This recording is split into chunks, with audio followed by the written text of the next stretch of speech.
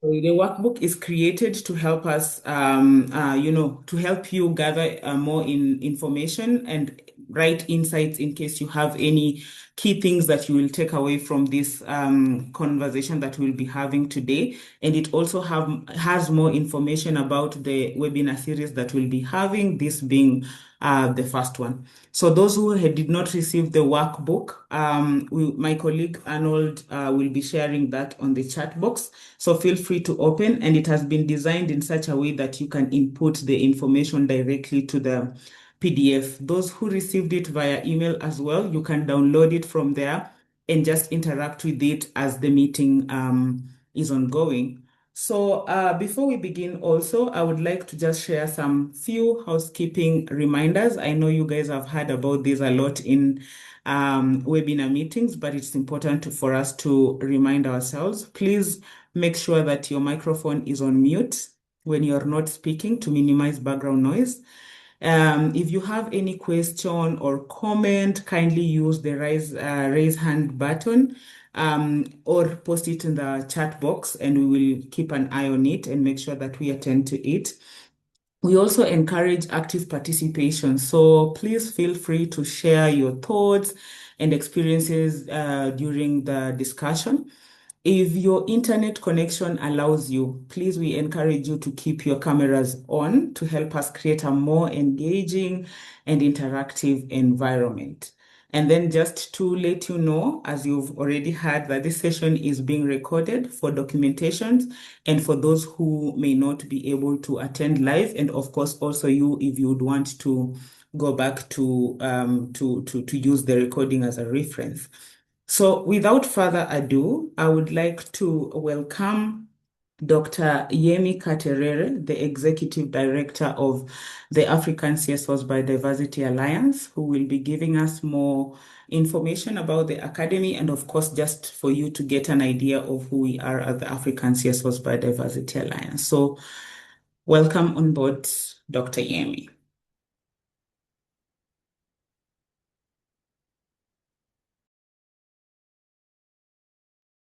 Thanks. So let me just share my screen quickly.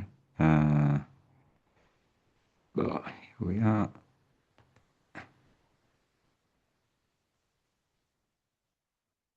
Okay.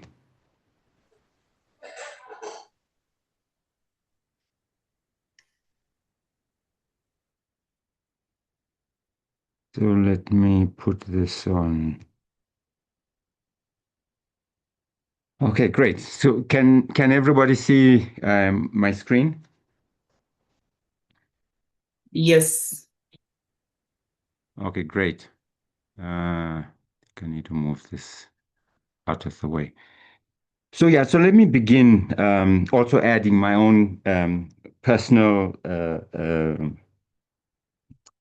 recognition and to thank all those that registered, but also not registering, but those that registered and have made time to join us on the occasion of the launch of the ACBA Biodiversity Academy. The story of the ACBA Biodiversity Academy begins with the story of the African Civil Society Alliance. And at this point, my screen is frozen. Oh, there we are. So I thought I'll just begin by a very quick journey in terms of the background of ACBA, and then that'll lead us into the story of the Biodiversity Academy. So ACBA itself was established in February 2020 in the middle of COVID, and this was a creation of African civil society organizations. It was incubated, hosted, and also supported by the African Wildlife Foundation. It has evolved organically from an informal network, coming together to mobilize the collective contributions of African CSOs as they prepared to attend COP15, and then also to provide inputs into the Kunming Montreal Global Biodiversity Framework. It then got formally registered towards the end of 2023 as a not-for-profit company in Kenya. And really, the idea behind the creation of this alliance was how do we convene members around a common agenda so that we can speak with one voice. So instead of going to some of these global spaces or continental spaces as individual NGOs, but coming together powerfully as African organizations, speaking about a common vision and a common agenda, that you're more likely to be heard. It's created as a knowledge platform, a platform for the exchange of knowledge and lessons, and as a marketplace for the alliance members to look at strategic partnerships and to learn from each other. And this is an important point because this is the hook into the establishment of the ACBA Biodiversity Academy. One of the strengths of ACBA, which can also be a challenge, is the diversity of its membership. We have organizational members, we have individual African experts, and we have members that are involved and engaged in a range of activities, research, training, projects on the ground, community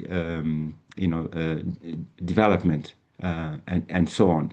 We have indigenous people organizations as members. We have youth movements as members. We have women groups as members. We have African NGOs as members.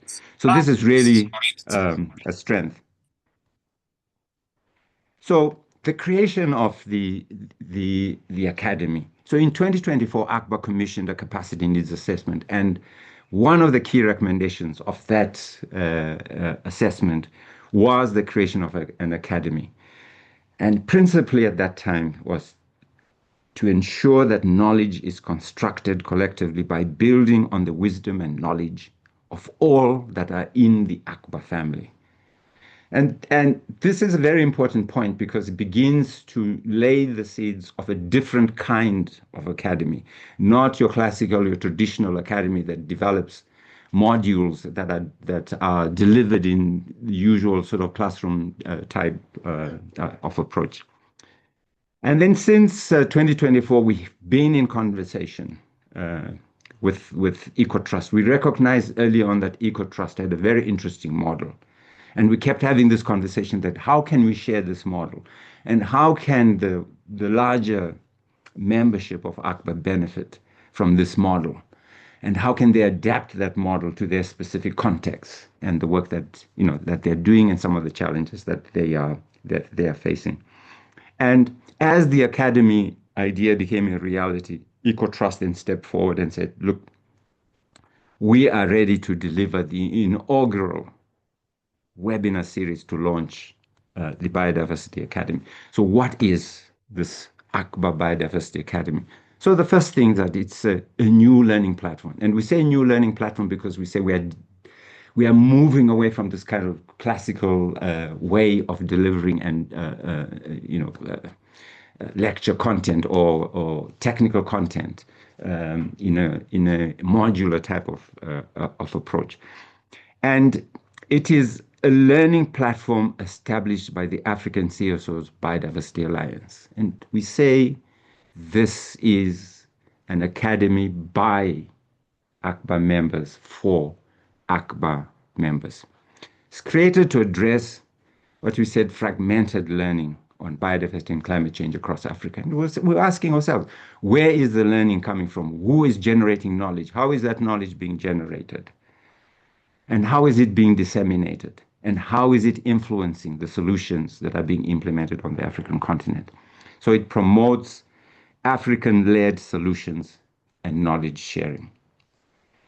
And then fourthly, providing a space for members to learn from each other's experiences, to listen to those stories that are being generated by African organizations, African experts, the innovations and the best practices.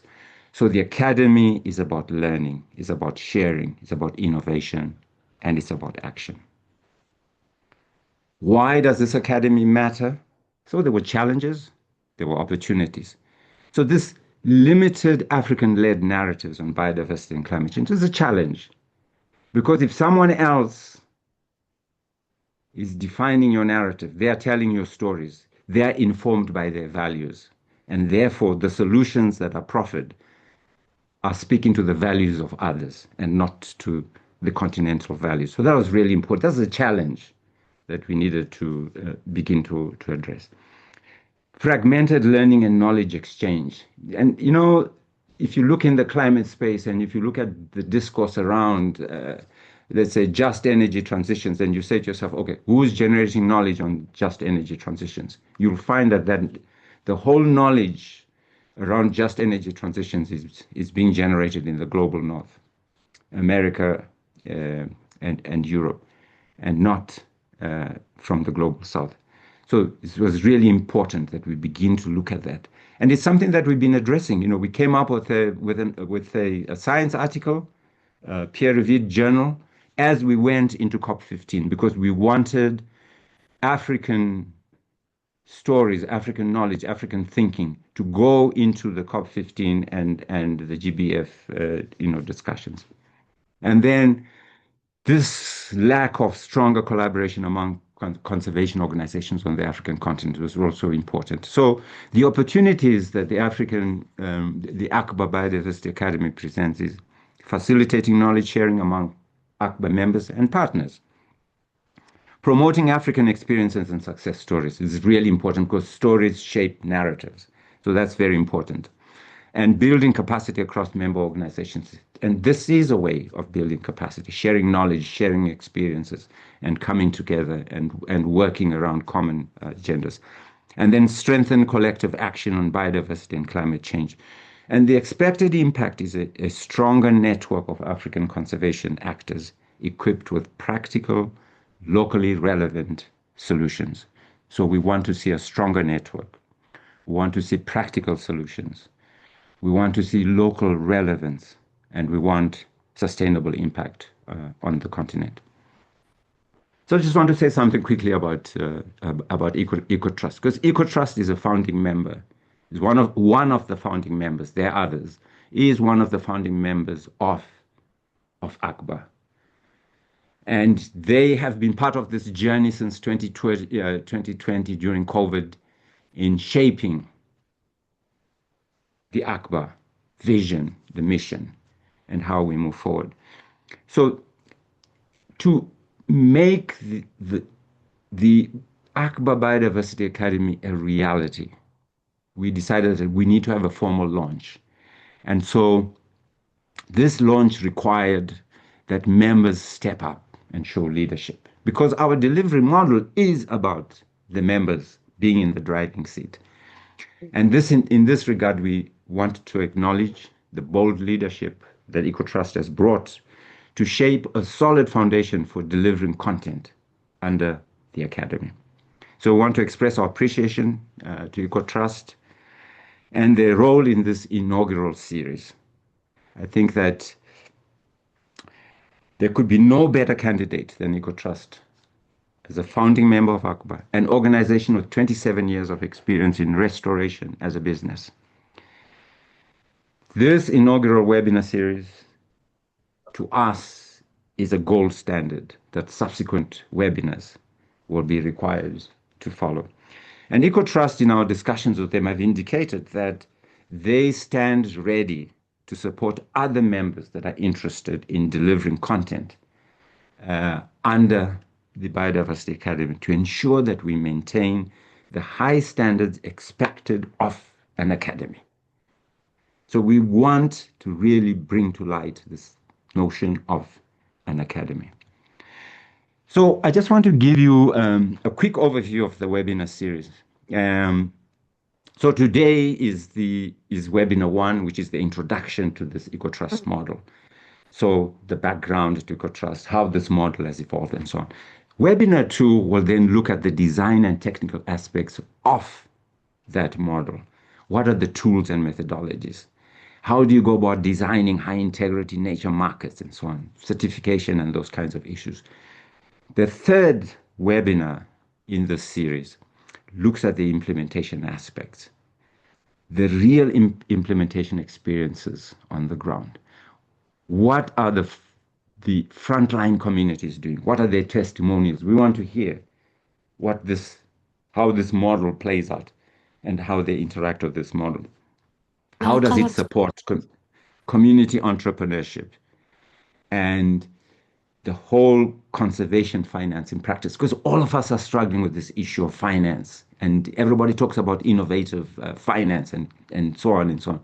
But what does it mean in reality? How do we translate this into practical terms? And so this will be able to show us what it means on the ground. So these 3 webinar series are linked. So an introduction to the model, the design and technical aspects of that model, and then the implementation aspects of that model. So it's really important, if you're going to benefit, to learn from this, if you're going to see how you can adapt elements of this model to speak to your particular context and challenges that you're facing. It's important that you actually participate in the 3 webinars. So we really want to encourage you to stay engaged, and we will be coming back and providing more information on this. So really, in thanking you, I just want to acknowledge that today we are celebrating the launch of an academy for the members, by the members of ACBA. And we thank you for being part of this exciting moment and for joining this journey that started in 2020. And to ECOTRUST, for showing us what leadership entails and being a pioneer in shaping the foundations of the ACBA Biodiversity Academy. So really, let's enjoy this learning experience. Let's enjoy the African stories. Let's use these stories to shape the narratives that can define the solutions to the African context, the African challenges, and the African priorities. So thank you, and back to you, Olivia.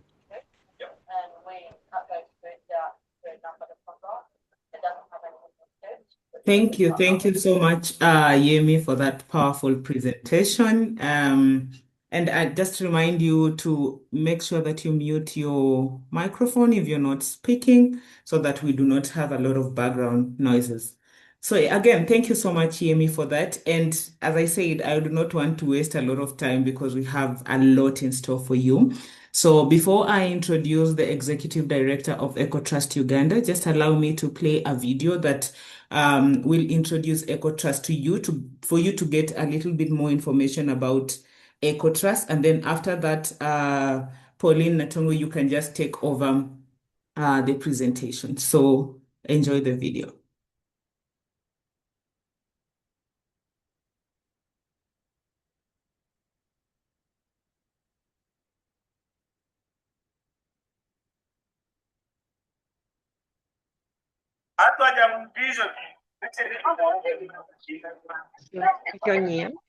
It's been 25 years since EcoTrust started. Those 25 years, we've come up with models for landscape restoration as a business.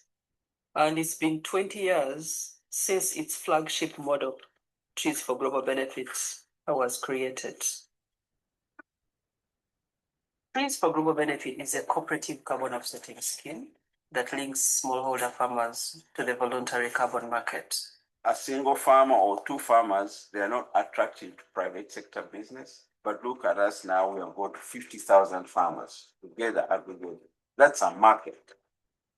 With that type of number, you're able to reach out to global markets and draw money from private sector in USA, in Europe, everywhere, and then you bring that money and distribute it to the household. Everybody is desirous of being resilient to climate change, but the actual barriers are around financial flows. Nyungu muntu yabira tashomeri kunagumira nenzo mu rukiko nagira cyetengo nanye kwenda kushoma konka nashana takibasa konka nayitaga kushomesa bari kunkwataho so umukushomesa bari kunkwataho nashomesa mucyara wanje yabira yo mu bengo bwasiniya konka tunamushomesa yagira gidi n'abaana bine diplomas gw'omwana ntambara nawe ine diploma ya engineering mbugana n'abantu bingi nagira umuhimbo gwo kwenda kubaasa kugira ngo nange gwo mu idara nzo murindi mukwatire n'eyo ntunguka so mpindukiraho munonga. On top of that, smallholder farmers are able to use that money to invest in businesses. Normally, the businesses generate 3 times as much as they mobilize from carbon sales. Call it powerful, yes, but I call it transformation.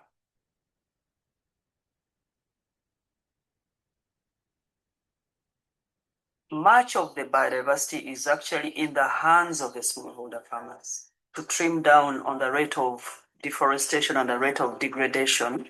We've got to work with the people in whose hands the land is. The biocredits program is a program that is supporting local communities in Uganda to access financing in recognition of their contribution to biodiversity. One of the benefits that the biocredits bring onto the table is being able to measure the return on investment. That information is used to feed into an index. So every 1% change per hectare on that index represents 1 certificate. Buyers are normally looking out for more than just how many trees you've planted in a community. So having the data is important to prove your quality of work. To avoid human-wildlife conflict, restore the forests. We may not be able to restore everything, but we have to live harmoniously with nature. The Land Trust program of ECOTRUST was created to offer some protection to those pieces of land that are outside the protected area system, but are important for conservation. It could be land that protects a buffer to protected area, or land that provides connectivity between protected area, or just a spot of land that has very critical biodiversity and needs protection. But the people that are neighboring the land do the management of the land, and also they are the primary beneficiaries of any proceeds that come from the management of that land. When the natural world is confronted with so many threats, it's very, very, very important for nature to stand out as an economically viable way of utilizing land. The biocredits, the carbon, and everything will give us the finance that enables the communities to sustain their forests and also to improve their livelihoods. Nature is our source of life.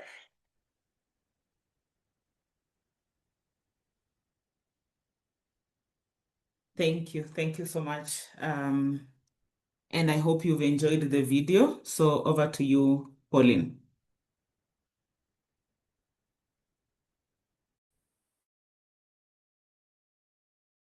Okay, thank you. Thank you very much, Olivia. Thank you. Thank you, Yemi, for all the colorful remarks about EcoTrust. And I hope you can hear me. And I hope that I'm also able to to meet the expectations that have been set by Yemi in introducing EcoTrust. Thank you very much, and this is much appreciated. Olivia, confirm if my slides can be seen. Yes, I can see your slide. Yes, so thank you very much. Yemi has already introduced these webinars. So this is the very first one that we are presenting, and it is talking about the overall model, the things that you have seen in the video. But the overall model is based on what we call nature-based solutions. We've developed a business case over the years where we implement landscape restoration as a business for the organization, but also for each and every participating household and participating community that we work with. And what are these nature-based solutions? This is a concept where economic incentives are used to align financial interests towards environmental protection in a manner that makes conservation more sustainable and scalable. And the way we have utilized it as EcoTrust is in what is normally referred to as blended finance, where every dollar that we receive from a public donor, multilateral, bilateral donors, every dollar that we receive, we deliver it in such a way, or we deploy it in such a way that it will trigger additional financial flows from private sector.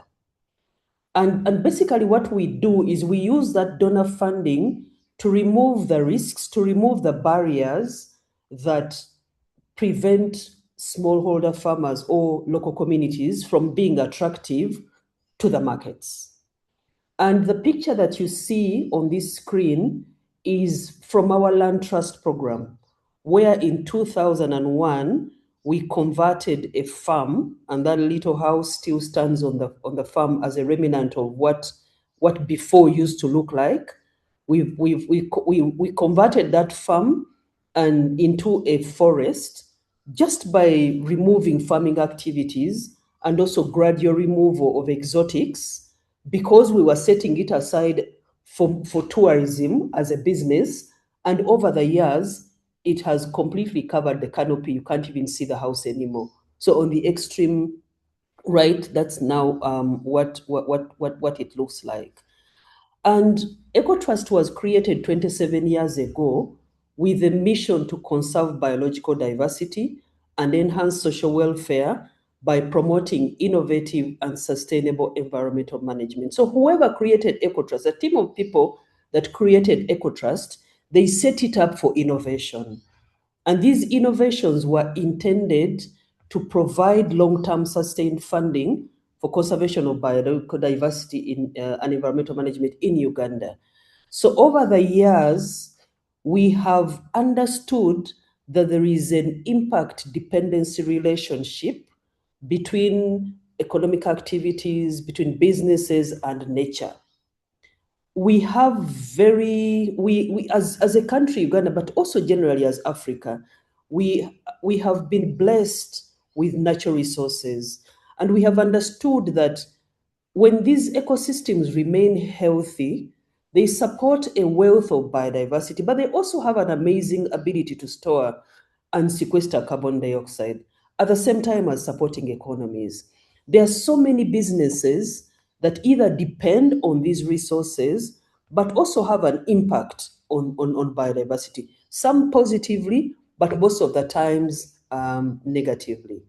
Then when it comes to Africa, the survival of our growing population is dependent on these ecosystems, mostly for the sustainable agriculture, but even for basic things like drinking water, energy resources, and even the food security.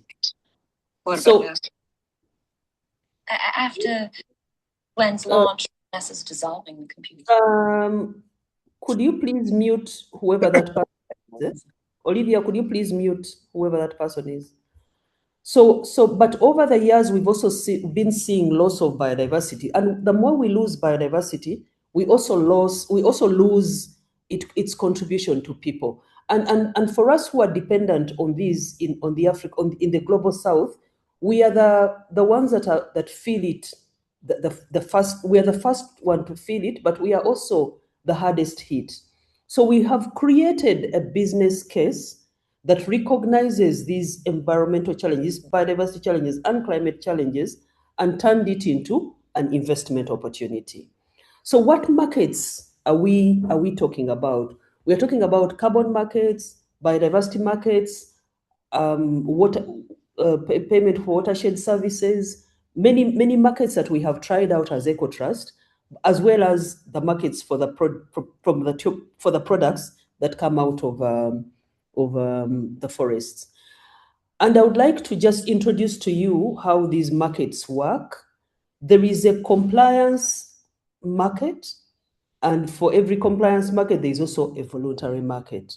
So the way the compliance market works is that it's mandatory. When we were, for example, for the climate change one, when we were still under the Kyoto Protocol, the Kyoto Protocol gave all the developed countries set a quota on how much emission they can make. And when countries go above that, they are supposed to offset it. Then at national and regional level, the regions and the countries also make laws that obligate specific industries, specific type of industries, to lower their emissions below a certain level. And whoever goes above it is supposed to pay to have that offset. But there is also the voluntary market. The voluntary market is where we operate as EcoTrust, where even if those industries or individuals or even organizations are not obligated by law, they've also made a commitment to have a zero impact on climate. So on an annual basis, they conduct a footprint of what their contribution is, and then they put a monetary value to it. And for some, we have a relationship with, so they announce for us what their footprint was, and then we mobilize farmers that will grow trees or will make investments that are able to offset that footprint. And for those particular people, in the voluntary market in particular, their claim to title is really a contribution one than a compensation one. So whereas on the voluntary market, on the compliance market, there are government regulations, there are strict emission reduced targets, and in some cases they introduce a carbon tax to tax anybody that goes over and above those targets, and normally it's based on international, national, and local regulations. And so on and so forth. And when we moved to the Paris Agreement, now it's no longer about developed countries and developing countries. All signatories to that accord or to that agreement are expected to set a target of their contributions. So even our countries, Uganda made a commitment, so they call them nationally determined contributions. So they say, on an annual basis, we are going to be reducing our emissions by this much. Now, the difference between the developing countries and the developed countries is that for the developing countries, you set both conditional and unconditional targets. So in the unconditional targets, the country must make investments to fulfill those targets. But the conditional ones, the country is able to make them, but they need help. They need assistance. They need maybe carbon offsetting partners or buyers, even from the voluntary market or other governments that will support the country to meet those emissions. Now, on the voluntary side, you don't have to contribute to the nationally nationally determined contributions, but you can.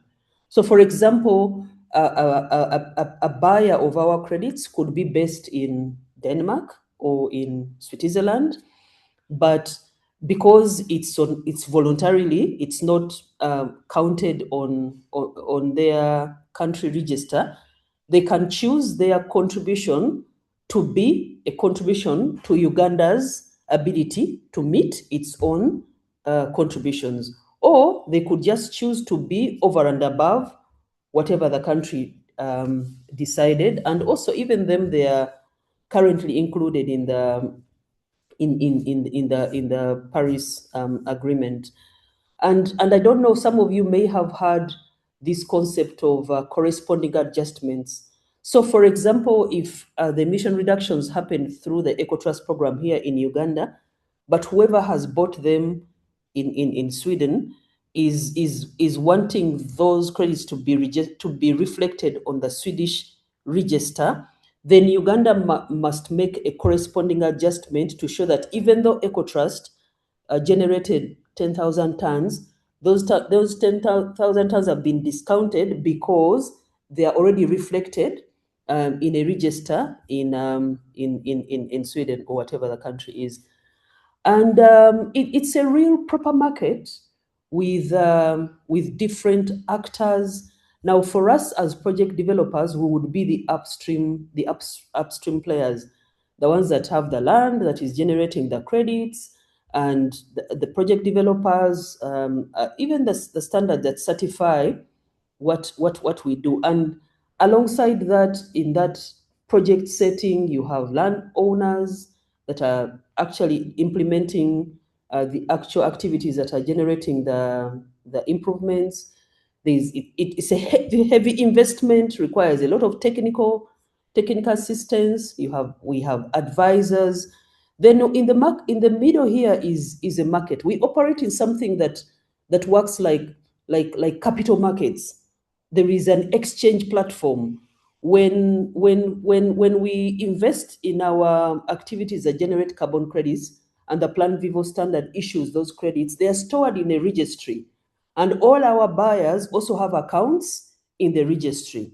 And when they buy credits from us, the credits are traceable. They are actually movable within the EcoTrust, from the EcoTrust account to an account of a buyer. There are some smaller buyers, like individuals. We have a host of individuals who also have decided they will have a no negative impact on climate, and they keep offsetting their footprint. So it's a bit cumbersome for them to be opening up accounts. So what we do, we retire their credits within our own account. And of course, they are the buyers and the middlemen and the brokers and everybody that we work with. And there are so many carbon standards out there. Now for us, we work with the Plan Vivo standard because it is aligned with our visions and aspirations. The Plan Vivo standard was designed specifically to enable local communities, IPLCs, to be able to access the market in as much as possible, as directly as possible. It requires community-led designs, holistic impact, and every carbon credit also has nature and community benefits in addition to the climate. It has specific guidelines for benefit sharing. And because we are a conservation financing organization that is desirous of delivering as much cash flows as possible to the communities, this is aligned with the way we do things. But there are many other standards that exist. For example, if one is looking at large land holdings that are privately owned or even protected areas, maybe the most appropriate would be Vera, because that's how they've positioned themselves. So all their structures and approaches are conducive for those kinds of approaches. And if, for example, your intervention is related with renewable energy, maybe the gold standard would be the most appropriate. There are also others, but they are very region-based, maybe American-based or country-based.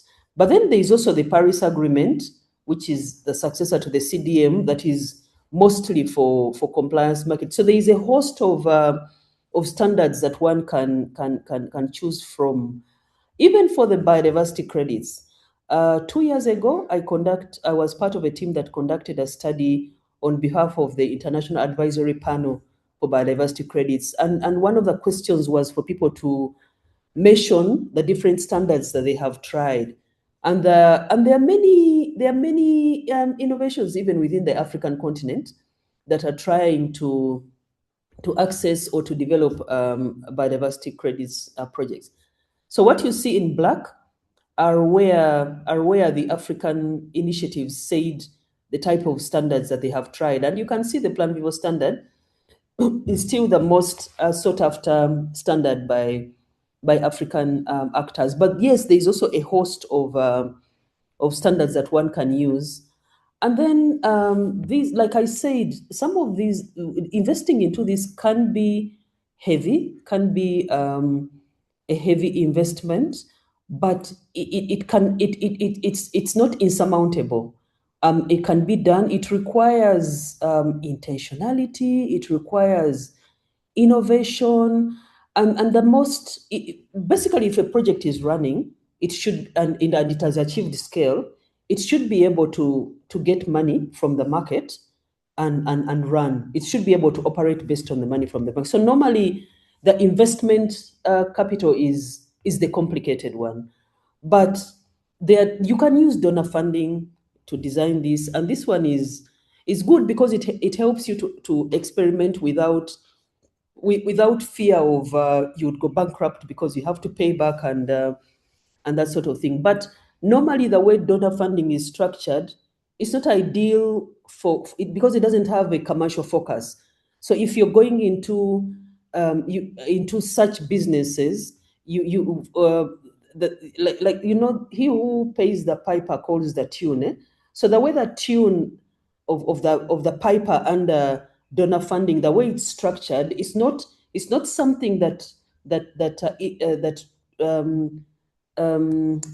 fosters innovation, but you can use it, especially to invest in everything that is required to develop the idea and also even put together a project design document for market readiness. So it can be good for that.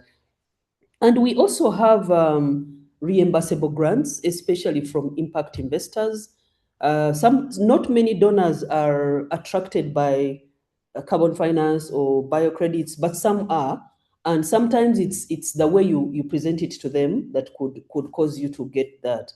But also, their impact investors, normally they can give you the finance, and then when you start recovering, you can pay back. But I've also seen people that have taken loans, and loan or have accessed equity. Now, the difference from the little that I know between loan and equity, with loan, you get access to credit for a specific purpose without losing control and ownership.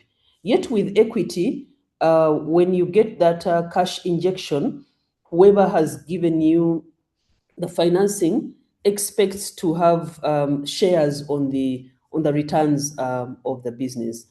So for us as EcoTrust, how have we innovated to translate into becoming a trusted finance for nature partner?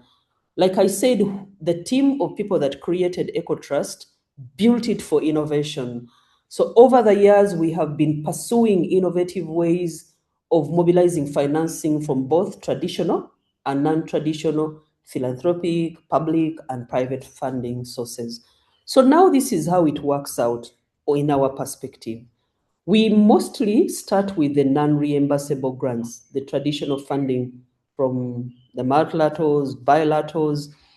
And the thing about it is that we use it, we showcase the business model and provide assurance to the donor that whatever investment that will be made will be sustainable way beyond the period of the project, because by the time the project is over, we will have onboarded this particular initiative or community onto a certain market. Then the donors support us to design, to innovate, to expand, and then we become market ready for the nature credits. We have both the biodiversity credits as well as the carbon credits. They both work as cooperative carbon offsetting scheme.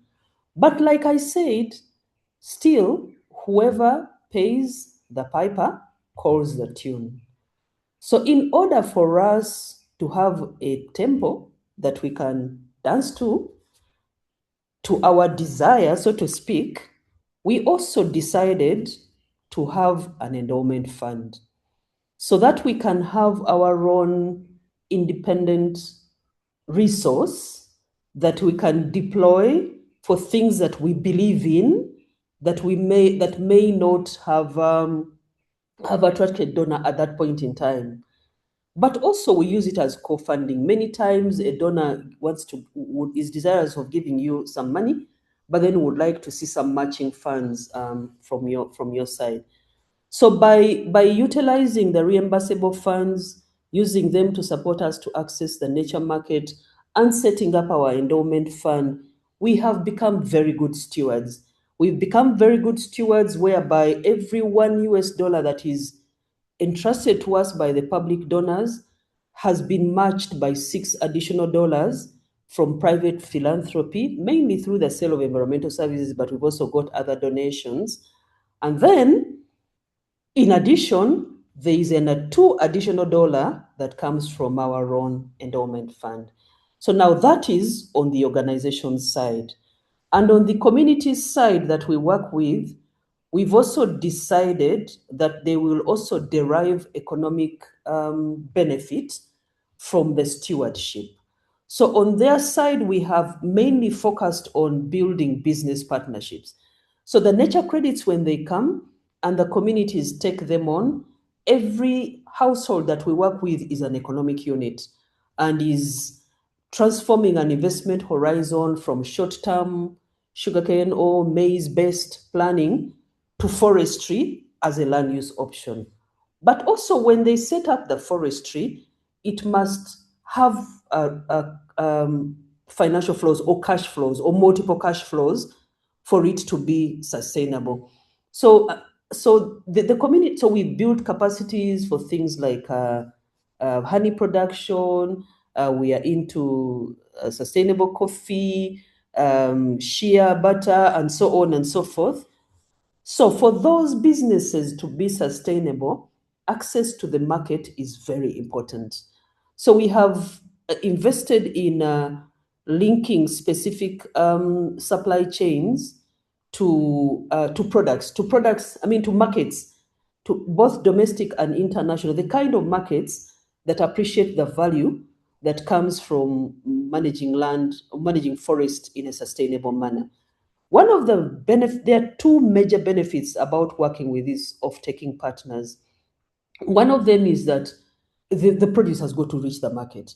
If the produce does not reach the market, the people that are using that land for those products, for medicinal extracts, for fuel wood, for whatever it is, will abandon that land use. But for as long as there is a market for it, people are rational. They will continue using the land that way. But also, these off-taking partners have vested interests in the quality of the produce, and the quality of the produce is intertwined with the quality of the forest. But also, there are other quality standards, like in post-harvest and all sorts of things that also affect the sustainability of the business. So the off-taking partner will continue providing that technical assistance even when we don't have the funding to support the capacity building that is required. Now, every business has rules, and in those rules is where the value proposition comes from. And I would like you to pay attention to this, because in that workbook that was shared, that Olivia talked about at the beginning, is an exercise that we would like everybody to do. We would like, by the end of this, this first webinar, we think that we would have shared ways of coming up with a value proposition. So it would be nice. So each one of us will be able to test it out. You will identify a site or a nature asset. Hopefully it's real. Since most of us are in this field, in this space already, you know, the forest or the wetland or the river or the lake or the ocean, whatever it is that you're targeting, and then you will be able to subject it to this assessment to see whether you can actually come up with a business case. Now, for the payment for environmental services in particular, there are at least 7 principles. Number 1 is that it has to be voluntary. The communities that we're working with, the landholders that you're working with, they must not be doing it out of compliance. You see, the buyer can be compliance or voluntary, but the provider of the environmental service they've been incentivized to produce it. If by law you must plant 10 trees, then you cannot use biodiversity credits or carbon credits to do what the law requires you to do, unless there's a very strong reason as to why the law is not working. So as EcoTrust, we must have come up with a proper value proposition for the landholders to be able to prefer forestry to maize or to sugarcane, whatever it is. And then whoever the beneficiary of the service is the one that pays. So we talked about the partners that we have that make a commitment that they want to have zero impact on the environment. So they need to pay for that because they benefit by fulfilling that commitment as a business. So they are the ones that pay. And then there has to be a direct payment to the providers of environmental services. And then additionality is the real game changer in most of these things. And I will show you how additionality is approached. Additionality, and I will explain it. So the whatever you're doing must be different from what those resource managers would have been generally expected to undertake. But also there has to be that conditionality that these are the environmental services that you're providing, this is how we measure them, and for every unit you measure, this is how much you receive. So it has to be a very, very clear. In the past, you needed to have to demonstrate that what you're doing is permanent, it's irreversible. But I mean, nothing really is permanent. But at least you have to show that the interventions that have been paid for are durable. They are not easily reversible. And the seventh principle is avoiding leakage. There are times when you think that you have protected a forest and you have removed all the encroachers and it is recovering. But really what happened was the encroachers that were in that forest were displaced into another forest. So even though you have made gains in this particular forest, the the gains have been cancelled by a loss somewhere else. So you have to show that you have strategies in place to be able to avoid that kind of thing. So this additionality thing, which is what you are going to do, is what you're going to use as your exercise for working out feasibility or even working out your value proposition. Basically additionality is the property of an activity being additional by adding something new to the context. So you must be able to figure out what is it that I'm adding to this context. What is it? Is it quality? Is it integrity? What is it?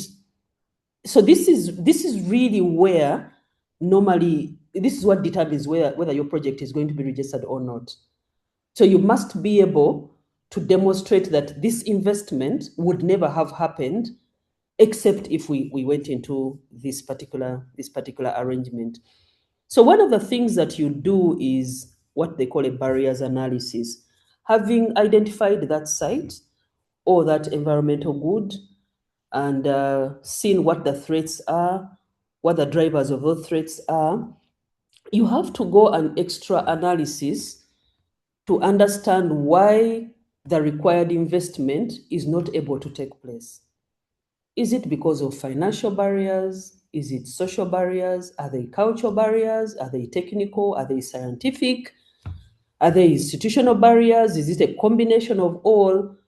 Because for what you're adding to the context to be different, it must be able to remove those barriers.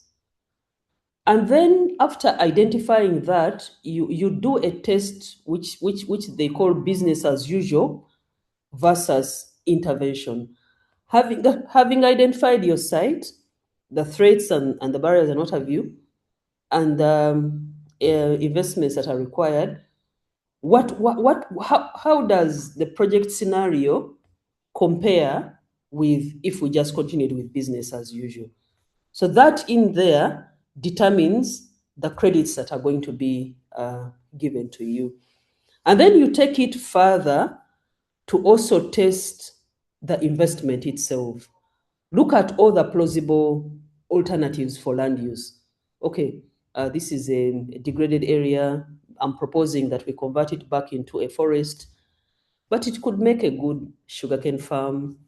It could make a good this and that. So you identify all the plausible investment alternatives, especially for that particular landowner, and they have to be plausible. So you don't come up and say, "Oh, could be a gold mine," when there is no gold in there or whatever. What is it that resource that you're looking at? What it could be converted into a housing estate, and then determine whether your proposed activity is economically or financially less attractive than those ones. And sometimes it's not that straightforward because, for example, forestry is an attractive, I mean, it's an economically viable investment.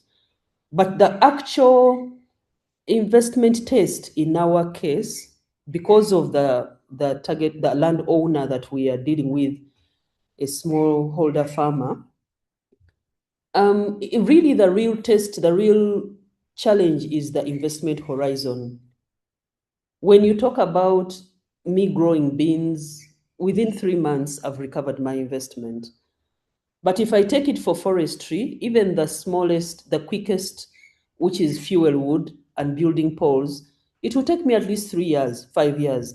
But most of the times it's 15 years, 25 years.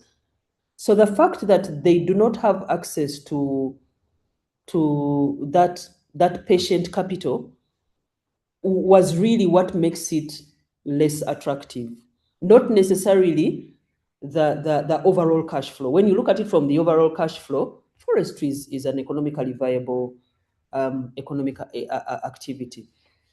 So, but it could also be that it is not viable at all, as in you will never break even. But when you add the carbon cash flows and the biodiversity cash flows and the bio credits and the water credits, then it finally becomes attractive. But also, you also have to demonstrate what is the risk of doing nothing. What are we going to lose? Are we going to lose the system that treats the water before it gets into Lake Victoria? Are we losing 3 of the most globally threatened species? Are we losing livelihoods? What is it that that is at risk without the intervention? So, like I said, for us, we have done, when we do all those, the way we do all those, when we are going through all those additionality tests and as our investment assessment, we are basically turning a biodiversity or climate challenge into an investment opportunity. And like I said, for us, our intervention or our value proposition is around de-risking smallholder-led initiatives, and by creating enablers that will enable them to access all this funding from philanthropic, public, and so it's not just about a carbon credit, it's not just about, but it is to use, to create an environment where they are able to access multiple income generating opportunities.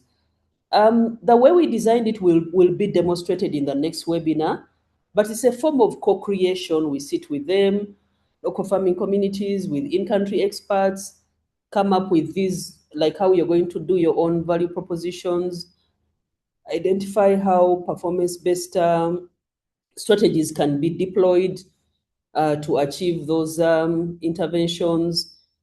And just like you had in the video, we aggregate actors one by one. One household here, one community there is not enough to achieve the scale that we need. So we work with multiple land holdings across multiple landscapes to be able to achieve the scale that will help us to hold strong in the market, but also to achieve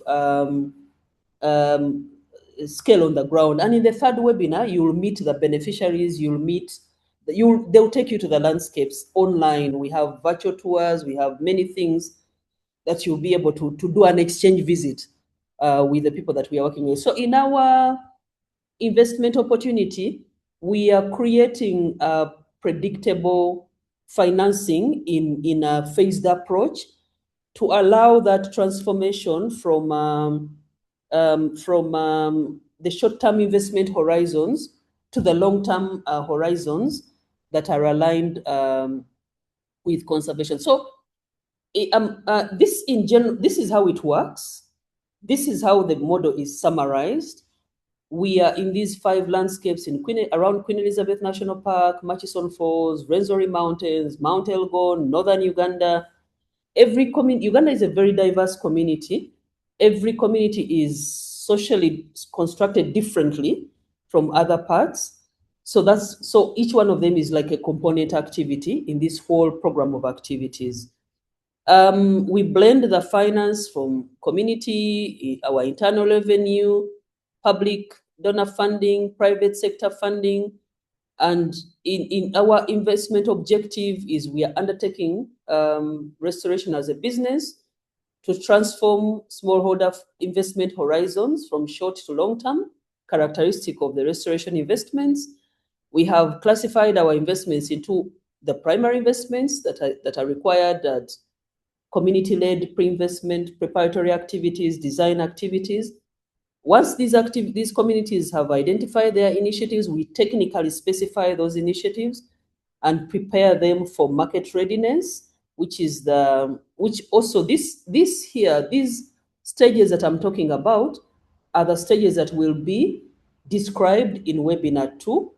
And then we bring the funding, we have our endowment fund, but also through the same fund is where we do the annual disbursements to the participating farmers. This is where we operate in Uganda. In green are the protected areas in Uganda, and in blue are the ECOTRUST operations, because we would like to align all our initiatives with reducing pressure from protected areas. Someday we would like to cover 100% all the protected areas in Uganda. And every landscape is different, like I said. This is the investment plan that we have for Mount Elgon. It's a mountain. It's water. The issues are to do with soil and water conservation. We have identified the threats. These are the best practices that are required, the incentive arrangements that are required in order to deliver these best practices. This is another location in the Albertine Rift. It's a forested landscape. The issues there are to do with forest fragmentation. Over the years, this was one big block of forest, and the green patches that you see are protected areas, but the chimpanzees don't care. They move from one forest to the other. In the process, they are wreaking havoc, raiding crops. Chimpanzees actually have abducted babies, and it's extremely scary because chimpanzees do have a protein requirement. Normally, they would eat small mammals and birds, but they could find a baby a bit attractive. Also, want to add her on the menu. So it's there's been heightening of human-wildlife conflict as a result of the fragmentation.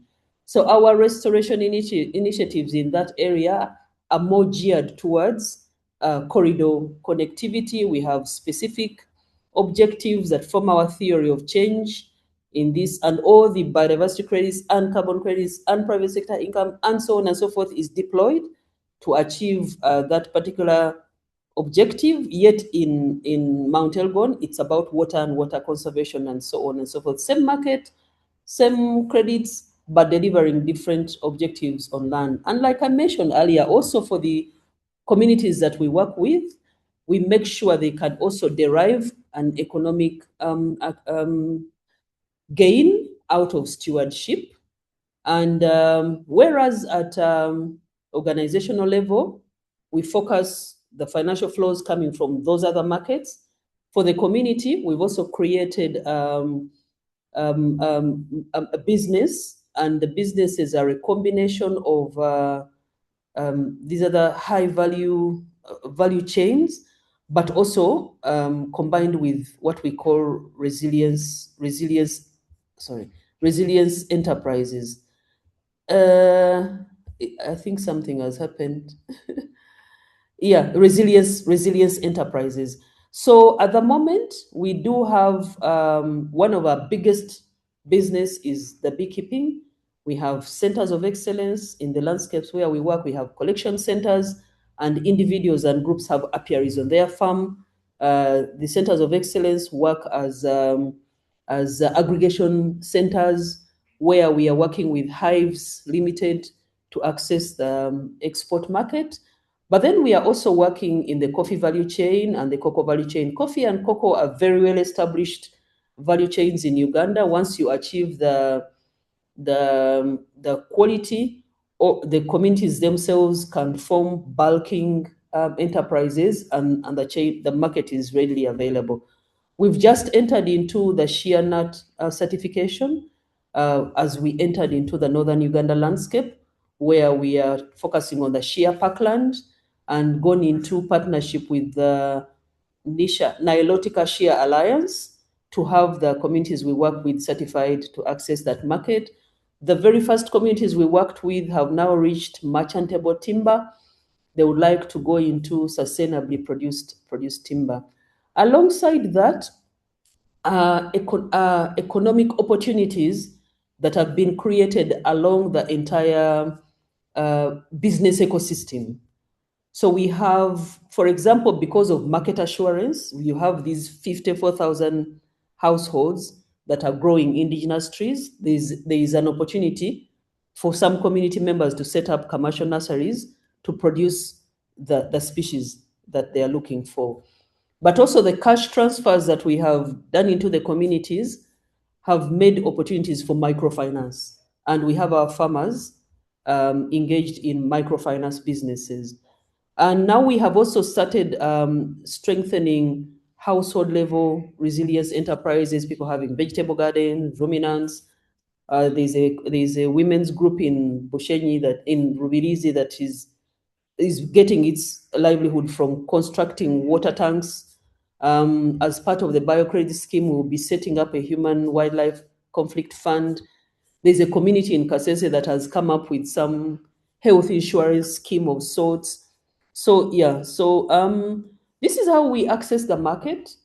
We sit in many conferences and private sector engaging conferences, and we find people that pick interest in our story, and they either buy our credits or buy our products or make an investment here and there. These are some of the people that buy, that we have engagements with. We have a burger chain in Sweden, which every burger has its footprint, and the price of the burger includes those few cents or whatever they are to recognize the carbon footprint of that burger. And then that money is communicated to us at the end of every year. And then we mobilize farmers that will grow the trees to offset those emissions. We have a coffee insetting model where the buyers of coffee understand the risks to coffee as a result of degradation, but they also understand their impact. So they conduct a footprint of that coffee. They also put a markup, but the money must go back to the landscapes that also grow the coffee. It's a bit different from Max Burgers. Max Burgers is an offsetting arrangement, yet this coffee is an insetting arrangement. The money must go back into the landscape that generates, and they don't pay for only carbon. They pay for their carbon footprint, but also they put a markup for watershed services, and it's mostly in the Renzori, where the landscape, the focus is watershed services. We have the shea butter that I've already talked about, and then the honey that I've already talked about. So all these are community enterprises, community-based enterprises.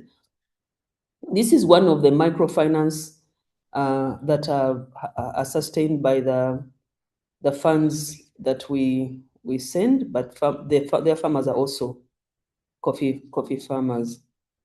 Throughout the years, like I said, maybe I didn't say, we started in 1999, and over the years, we have evolved to benefit, to be participating in 5 different landscapes, involved with over 70,000 hectares, directly with the 54,000 household, but otherwise the population of the districts where we work is close to 16 million. And also, we have been able to mobilize, to use the 20% that donors have given us to mobilize funding from private sources. And this does not include what the communities get from their businesses. Yeah, so these are the different places, the different sources of income that we have gotten the money from. You can see Max Burgers there, which is that burger company. And yeah, I think back to you, Olivia. This is the exercise that you have. This is the template that you have in your workbook, where you will register your name, your organization. Eventually, you come up with the title of your model, and you identify that natural asset and the functions you're trying to protect, what the threats to those assets are, the drivers of the threats, and the intervention, the investments that you think you want to do, the interventions. Then you conduct that barriers analysis. You just, what financial, what social, what culture, you write them here. And what are the alternative land uses? What are the alternative land uses? Write them here. What is the risk of losing the environmental service? You write here as well. When it comes to the investment test, I think the template has probably changed. I think some of them have become yes or no. And then by the end of this exercise, by going through this, you'll be able to write what your value proposition this is. This other second exercise, you will do it after going through module 2, webinar 2, constructing a theory of change coming from what you have done here. And then in module 3, you just refine after listening to the amazing stories that are coming from the Ugandan landscapes. Back to you, Olivia, and thank you very much. Thank you. Thank you so much, Pauline, for that insightful presentation. I can see some reactions. It means like everyone was clearly paying attention. So as I had mentioned earlier, if you have any questions, so maybe we can open it up right now because we have some time left. For any questions, clarifications, any comments, feel free to do that. But before we start, I can see Daniel's hand is up, but there was a question on the chat box from Diraj, who was asking, are OECMs also included and recognized as tools for community conserved areas? So maybe Pauline, you can answer that and then we can pick some more questions. Yes, by all means. Actually, what is happening is that in some of the forestry initiatives that I talked about is to create OECMs where communities are already working, even though some area like that, let me show it again. Like this landscape that I talked about, where is it? Okay. The landscape that I talked about in the Albertine Rift. Why are other things opening instead? The landscape that I talked about in the Albertine Rift. Where is that map? Here. Can you see? If you can see. So actually, you see the red lines. I didn't talk about the red lines. The red lines are not protected areas. They are sites, they are pieces of their public land. They were left aside and protected for purposes of agriculture expansion. But over the years, we have been mapping where the chimpanzees move through, but also the communities had left a significant amount of forest in these locations because most of them are riverine forests. So they are important source of water to the community. So what we have done now is to recognize those intentions of the community and whatever efforts they've already done to kind of like work towards set aside those land and really work with the communities to form communal land associations that we have worked with the government so that they can recognize them as the body corporate responsible for managing those sites. So yes, this particular project, this particular initiative here in the corridor restoration is all about OECMs, creating other area-based effective conservation measures. And yes, 100%, it can be applied on OECMs. Thank you. Thank you. I hope, Liraj, that answers your question. So over to you, Daniel. Thank you very much, Pauline. This is very excellent presentation and very deep indeed as far as issues of market and all that. I'm just only concerned about though you have mentioned about the government, because always there is a bit of interference, taxations, government trying to see that you people are beginning to get a lot of money through this kind of initiative. So I'm concerned to say, are there any interference, or rather, how are you working closely with the government of Uganda as far as this is concerned? Second question, and the last one is the community. Issues of restoration take a bit of time, and I don't know how long, because of beneficiaries, how they are able to wait until they begin to start benefiting from this initiative. Kindly, maybe, because I think that is some of the issues which we have been having, some of us, as we try to engage the farmers or the people in restoration. Thank Okay. you. So thank you very much. Those are very, very important questions, and they are part of what it takes to make it work. So as CSOs, we are partners with government in implementing government policy. So all our initiatives are designed to be able to, because in Uganda we actually have very good policies, very good on paper, we have very good enabling environment. So our innovations, we work with the government and we present them as innovations to achieve what they've already written in those policy documents. But it is also very important when you're registering your organization to make the decisions, to make all that discussion around tax and government, to make those decisions, to be considerate of all that as you're making those decisions. Because the thing about taxes, at least in Uganda, is not too much about whether you're making a lot of money or not, but what is your tax status? Are you a not-for-profit? But also, even not being a not-for-profit is not enough. There are compliance requirements that are needed to be able to declare the taxes, to declare the incomes, to also seek exemption. And also you must have governance structures in place that make sure, if you are a not-for-profit, that the partners or the board or what have you do not in any way receive dividends from the profit of the organization. But so if you design it as a private company where you share dividends, you will certainly be in the tax bracket. So it's very important to have your vision very clear and understand the compliance requirements and do everything that it takes to fit within. Because even paying taxes, if you're breaking even and you really are supposed to pay taxes, it's not necessarily an evil thing to do, so to speak. On the issue of the communities, I think you're asking for too much. For expecting the communities to wait until, and when I was explaining what our barrier is, that is exactly what we described as the barrier. And for us, the time we registered, it was possible to issue what they call ex-ante credits, whereby the credits that are issued to us are issued as future credits. And even when we are engaging with our carbon buyers, it's very clear these are ex-ante credits. So even when they're giving us the money, it is a contribution as opposed to a compensation.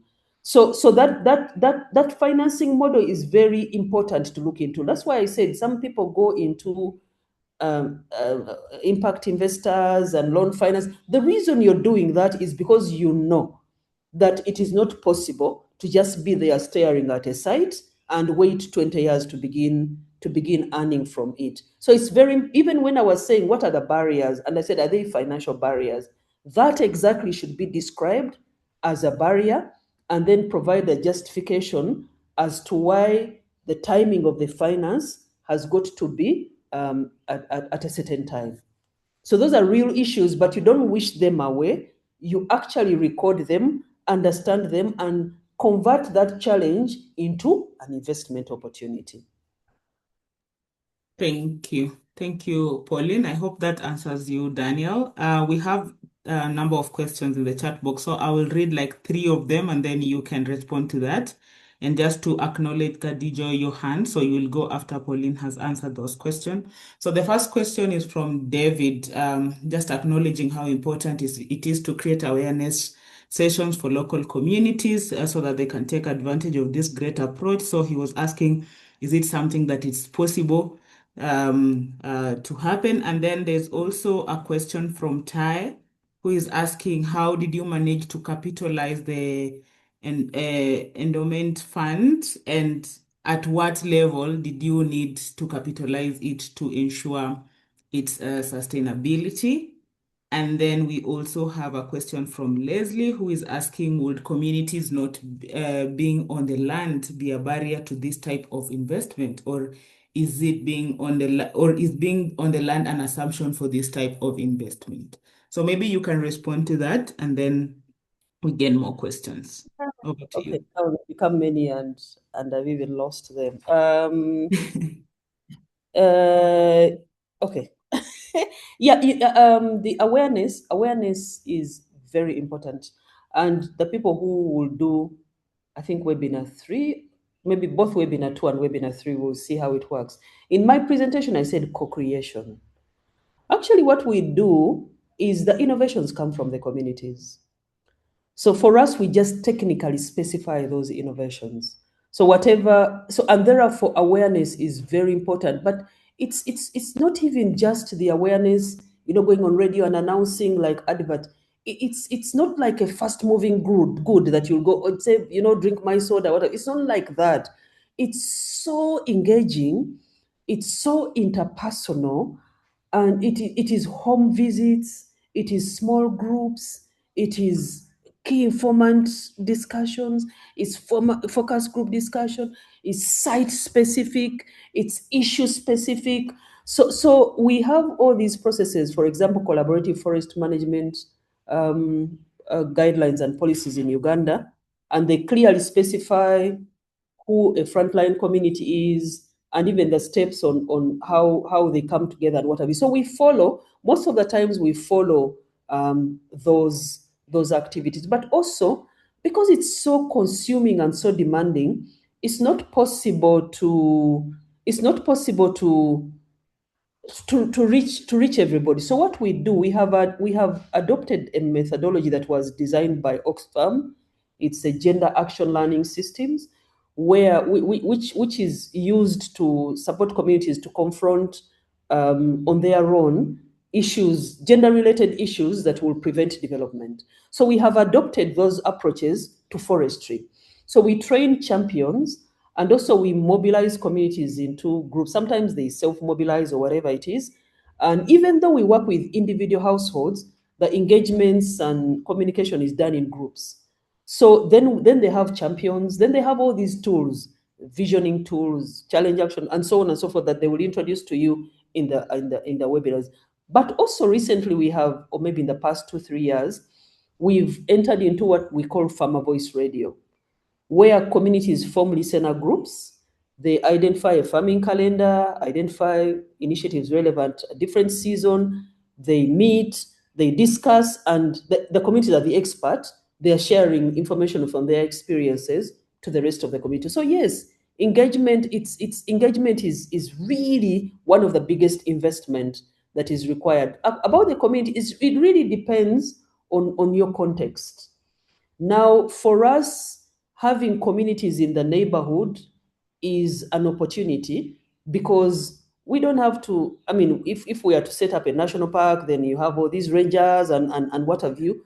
But because you can form a communal land association of the communities around, they become body corporate to manage the site. So the presence of community becomes an enabler as opposed to a barrier. But all these things are context specific, and it really depends on your respective context.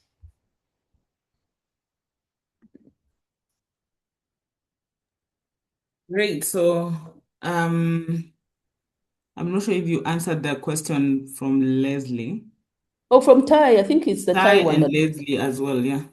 Leslie, I think that's what I was trying to say when you talked about okay.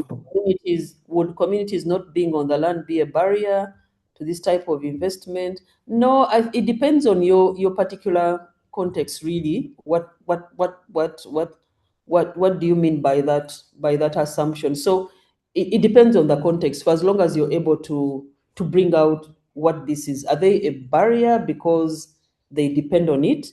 And therefore, whatever you design, you should not displace. You should create opportunities for them as opposed to displacing. But it depends on your vision and how you're looking at it. Tai, we have had a few donations, but also we offer services. So like I said, we also offer consultancy services. For example, we offer services for design. Sometimes donors also engage us on commercial basis kind of engagements. And like I said, because we are a not-for-profit, whatever would have been used to be shared out as dividends by our shareholders or whatever it is, then instead it's put in that fund to capitalize. And at the moment, it's actually self-managed. We manage it internally. It's mainly dependent on treasury bills and bonds of Uganda. We haven't yet reached, we haven't yet found a partner that would take it to like some of those offshore account type of endowment. So yes, we have actually capitalized it using our internal engineering, because it's a very innovative model. It can be attractive. You can make money out of it, but rather than use that money shared out as dividends, we put it in an endowment fund and enable it to grow. But also, we don't always have the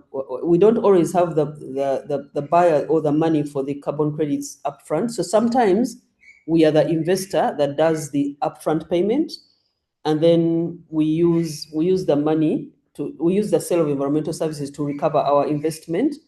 And also, so it works as some kind of a revolving fund. We got an initial funding from UNDP that gave us to test out and buy the first credits. And then we use that to use the market to grow and expand. I hope I've made it clear. Okay, thank you. Thank you so much, Pauline. I can see Khadija's hand is up. I don't know if you're still here. Would you want to go? Yep, thank you. Thanks for Paul and for the beautiful presentation. This is Khadija Nikis, part of Environmental Natural Resource Management from Somalia. And my question was toward to African civilian society organization.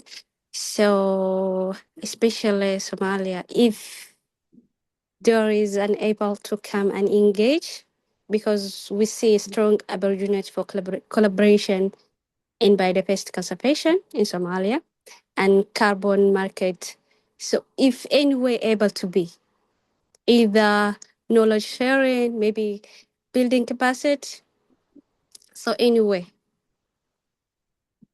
Yeah, that's okay. We do have an arrangement where we have an innovations and knowledge transfer initiative within the organization.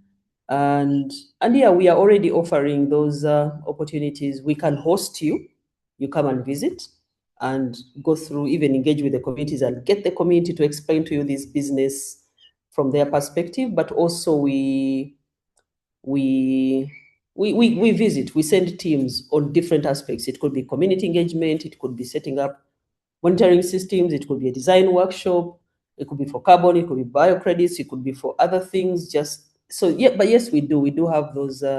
We can take it up online, but also Yemi maybe could come back and talk about this. One of the things that we are hoping to get out of this webinar series is corporations. For example, when people do their value propositions or business ideas, we might find there are people that have similar interests and could come together to actually come up with a multi-country program, whatever it is. So we are hoping that very many things will come out of this webinars, this academy, not just the ECOTRUST webinar series, but all the other presentations that will come along even after. Thank you. Yeah, so there's a question from Florence Pauline, who's asking, to what extent would your action reduce the impact of the oil pipelines that cross Uganda? And then there's also a very important question asked by Sylvia, what is the timeline for the exercise to be shared? I think the exercise that you had indicated. So maybe you can respond to that, and then we proceed with the questions.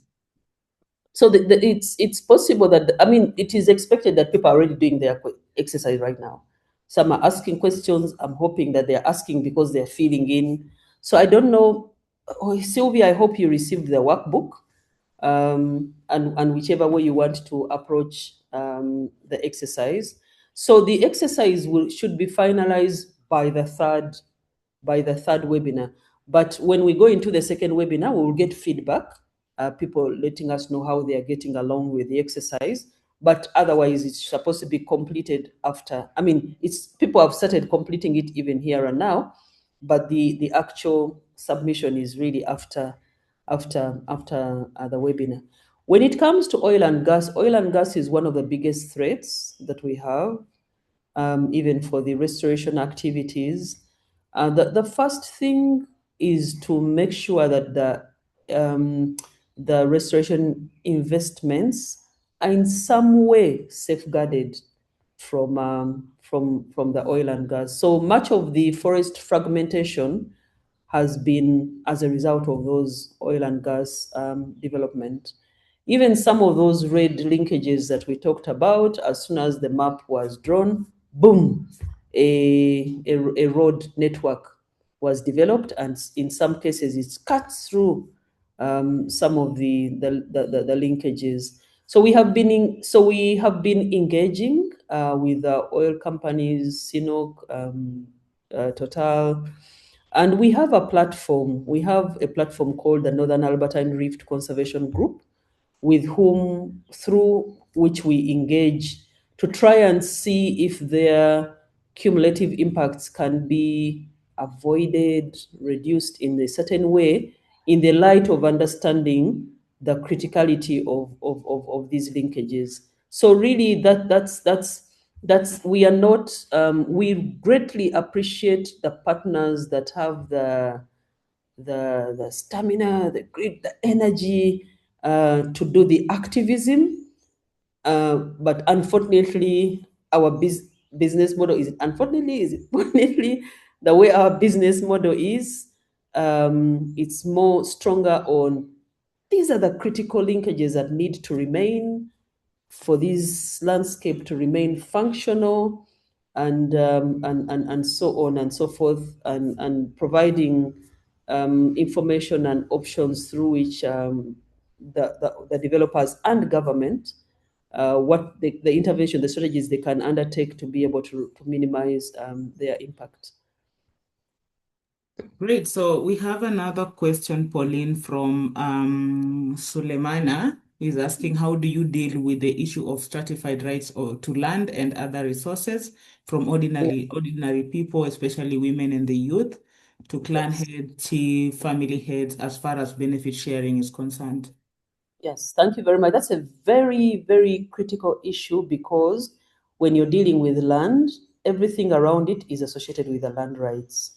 So any complication around land is translated into the complexity of the project. One of the things that people need to understand is that land rights is more than ownership. You have access rights, you have management rights, you have use rights, you have all sorts of rights. So when you're designing this scheme, it's important to recognize them and plan for them. When it comes to household, also the dynamics are quite a bit. First, there are the land dynamics, but then there's also the fact that smallholders are people that depend on household labor. So introducing things like forestry, you could be disadvantaging a certain group by increasing their labor needs, something like that. So it's a bit big. What we do is we take a whole community approach, a whole household approach, and we design or layer the engagements or benefits to reflect also how decisions over land are made. And including who is the legitimate person you should go into contract with. A country like Uganda, people have land rights, but it's not even documented. But everybody knows where your land begins and ends. But there is a way land is transferred through inheritance, through purchase, and there are systems around it. So those systems around it, the local council signs on the land purchase agreements or land transfer. So all those systems are also reflected in your community engagement and recruitment processes. But most importantly, the thing that has been really effective is that Gauss methodology. Somebody will demonstrate it in the second webinar. But that Gauss methodology, the gender action learning systems, everybody comes onto the table, everybody puts their needs onto the table, and at the end of the day, the intervention is designed to enable in as much as possible to accommodate each other's needs. Thank you.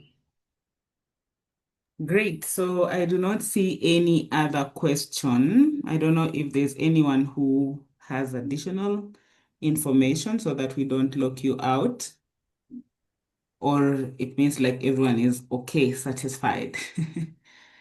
And maybe just to acknowledge the messages that I've received, people asking about the presentation, the recording of this meeting. We will definitely share it after this so that you can go through it and internalize even further. And as Pauline has mentioned that, we're having a webinar series. So the next one will be happening on the 18th. So it means like if you started with this one, it would be important for you to pick up the next one. So I will be sharing in a few the registration link for that other webinar so that you can register and secure your participation as well. But in the meantime, I don't know if Yemi, you would want to add anything, any comment before we close the meeting. No, thanks, Olivia. I don't. I think this has been a great engagement, a great presentation. And I think the most important thing is that we are having a discussion about, the lessons and experiences of EcoTrust, what they're doing, how they're dealing, with particular issues. And that hopefully these, practical lessons that are being shared, offer opportunities for other organizations that are are in a similar space, facing challenges, and also to begin to identify, opportunities for partnerships, like the question that was raised from the colleague from Somali. So I think that's the idea of this space as well, and begin to identify who you can reach out to beyond the time constraints that we have on these webinars. So thanks to everybody that joined, and thanks to EcoTrust, Pauline, for the presentation. Over. Great, thank you. Thank you so much. Allow me to share the link of our website, and those who are interacting with the African CSOs Biodiversity Alliance for the first time, Olivia, just hold on. I think we also need to take a group photo, if possible. Yes. Then you take a group photo. Sorry about that. Okay, no worries. So maybe you can just take after this. So I've shared the link of the African CSOs Biodiversity Alliance website so that you can just have a look at what other things we do And if you're interested in becoming a member of ACBA, under the membership portal, there's a registration link. You can register and we'll definitely reach out to you regarding that. And then also allow me to share the link of the next webinar that will be happening on the 18th. It's the follow-up to this one. Will be happening on the 18th of June from 11 to 1 East African time, the same time as today. So I have shared the link of that registration on the chat box. So feel free to register as well. And then we will be sharing the email of all the presentation that we've had today and also the recording of this meeting. But again, thank you. Thank you so much for joining this session. We are grateful that you honored our invite and we are happy that you are part of this conversation. So yeah, time for the group photos. So if you please, it would be great if you can switch on your cameras. We need to see you, including those who are in bed.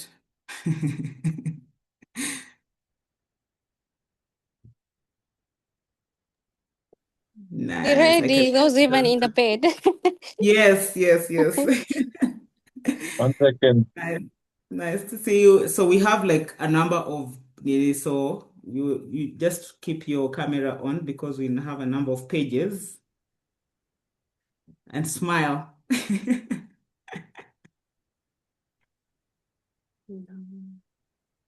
Still waiting for more people to open up their cameras.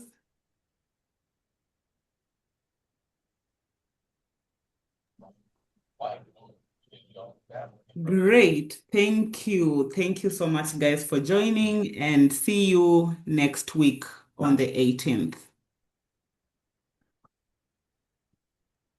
Thank you. Thank you. Goodbye. Thank you. Have a good day. Thanks, Pauline, Olivia. Thank you. Thank you, Pauline. That was great. Thanks, Pauline. That was awesome. Cheers. Thank you very much. Thank you, and goodbye, and we see you next week. Thank you so much. Bye.